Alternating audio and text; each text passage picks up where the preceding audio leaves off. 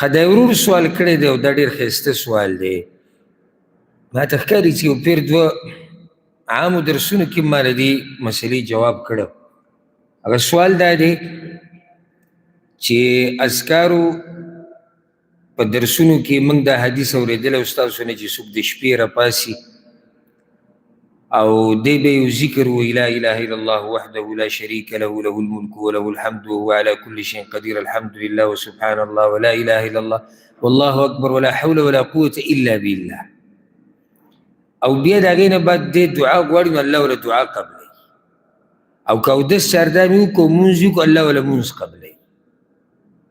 دا وي دغه حدیث کې راغلي. سوال دا دی چې که یو سړی د ورځې ودی او راپاسي که نه لازم به دا یا دا فضیلت د هغه چا دپاره چې د شپې په خوب کې راپاسي؟ جواب اول خو دا حدیث ښه صحیح حدیث دی د عباده بن الصامت رضی الله عنه. رسول الله صلی الله علیه وسلم من تعار من الليل،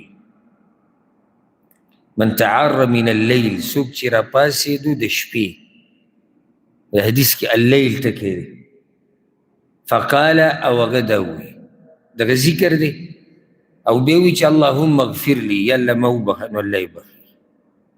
لوی فضیلت دی، لوی فضیلت.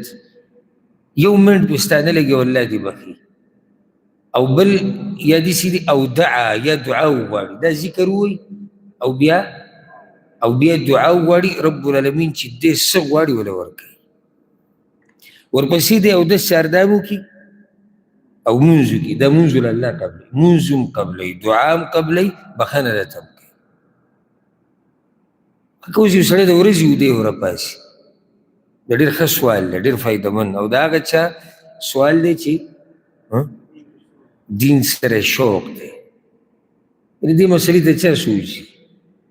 خو د یو سړي هله دې ته سوچ دي چې د هغه دین ته توجه وي، غواړي چې ځان په دین باندې پوه کړي. کیدای شي د ورځې یو سړی راپاسي او ذهن ته دا ذکر راشي وایي چې دا به د شپې کې دا د ورځې دی. نو د حدیث کې خو ګوره ښه صفا راغلي من تعار من الليل څوک چې د شپې راپاسي.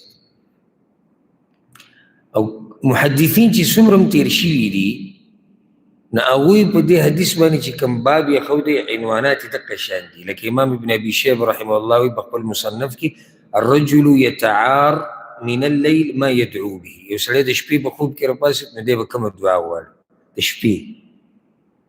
امام بخاري په خپل کتاب کې وایي باب فضل من تعار من الليل فصلى.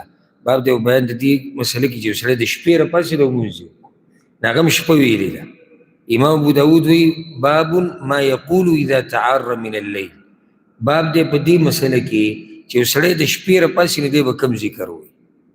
او دغه شان امام ترمذي، امام ابن ماجه، امام بیهقي، امام بغوي، امام ابن ماجه، ابن حبان، دې ټولو د دې ټولو نه دا واضح کېږي چې مسله د شپې ده. او دا تعار ټکی نه دی، التعار په عربۍ کې نو دا هم استعمالیږي اله چې کله انسان د شپې د خوب نه راپاسي، د شپې په خوب کې.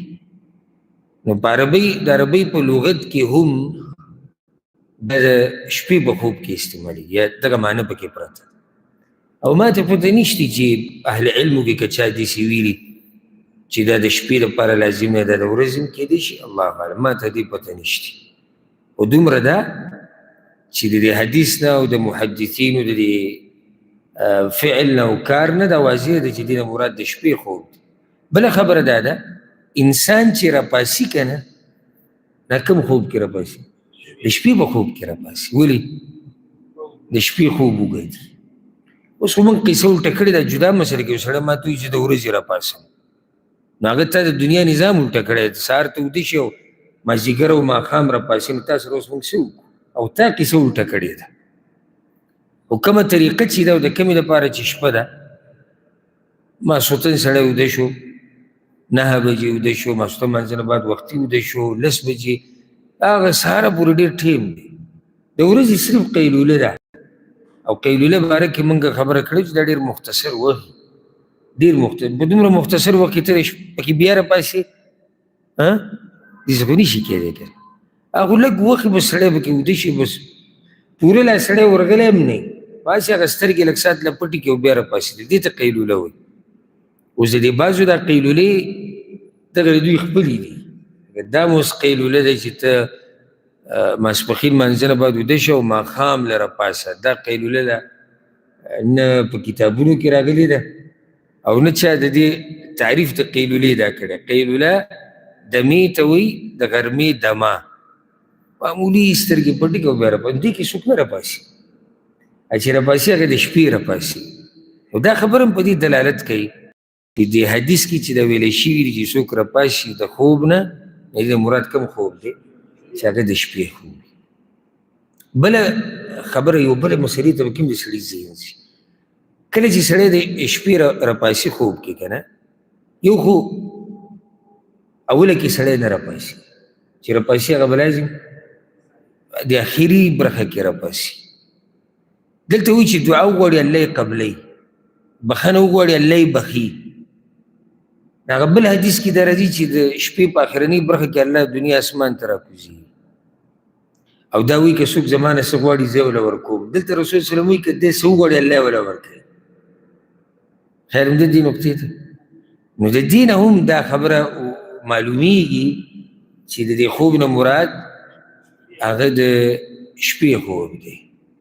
اوس کې څوک وایي چې نه د ورځې دا خوب پکې دغه کا او د ورځې هغې دپاره به مستقل دلیل پکار دی. او الله قرآن کې وایي یا ایها الذین آمنوا لا تقدموا بین یدی الله ورسوله. ای ایمان والو د الله او د الله د رسول نه مه مخکې کېږي.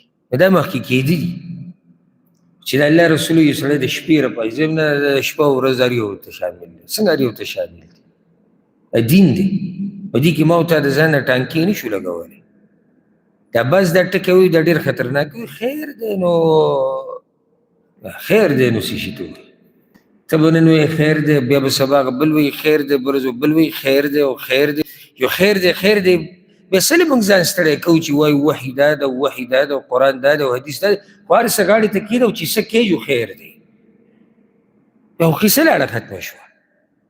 یو سړی به د ماسخوتن لمونځ 5 رکعته کوي، دینداره دی ډېر، وایي زه د 4 بجې 5 ما ورته ویم اروا 5 کوم ځای کې راغلی دا خو 4 دی. بل ما ته وایي نو خیر دی څه کوپر خو نه کوي. بس دا وایي ښه څه کوپر خو نه. او بس څه وایي دا ما اورېدلي، وایي د دغې نه ښه نه ده چې بهر نشه تماشه کوي، بهر ډمتوب کوي. دا اوس د ده څه بل شان فلسفه ده، زه پرې نه یم پوه. زه تا نه سوال کوم، یو سړی نشه کوي او یو سړی 4 رکعته لمونځ 5 کوي، دواړه ګناهګار دي که نه دي؟ کوم یو خطرناک دی؟ دا چې 5 یې کوي. ولې خطرناک دی؟ دا بل چې دی د خپل کار ته ګناه وایي. هغه نشه چې کوي هغه نشې ته ګناه وایي. دی ګوره د خپل ګناه ته ګناه نه وایي، د دې ته دینداري وایي. د ده دا مسله ډېره خطرناکه ده. بل هغه دومره نه خطرناک، هغه په خپله هم مني او موږ ورته هم وایو چې وروا ته د ګناه کار کوې نو هغه هم موږ ته وایي بس دعا کوو چې الله رب رحم وکړي. خو که ده ته هم وایي چې ته د ګناه کار کوې نو دا به راته وایي چې ته دعا کوه چې الله رب رحم وکړي. جګړه را سره کوي. زه دینداري کوم او ته چې دی ما پورې نښتی. ځکه دغه مبارک کې راځي د سعید بن المسیب چې مشهور امام و، هغه سحر منځه نه بعد په جومات کې ناست یو کس راغی نو نفل لمونځ یې شروع کړو. سحر منځه نه بعد نور راختو پورې نفل نه کېږي. ده شروع وکړو، ده ورته اواز وکړو، وایي دا تا چې دا کوم کار وکړو دا د غلط کار وکړو. نو هغه ورله ناشنا جواب ورکړو. دغه جواب دا چې بس زموږ د عوامې کوي. ورته یې ویې یعنې ته څه وې چې د قیامت په ورځ به الله ما جهنم ته ګزاري د منځه د لاسه؟ سوال ته ګوره، الله به ما جهنم ته ګزاري د منځه د لاسه؟ خو دلته رب ته ولاړو که نه، ما خو نور څه نه دي کړي.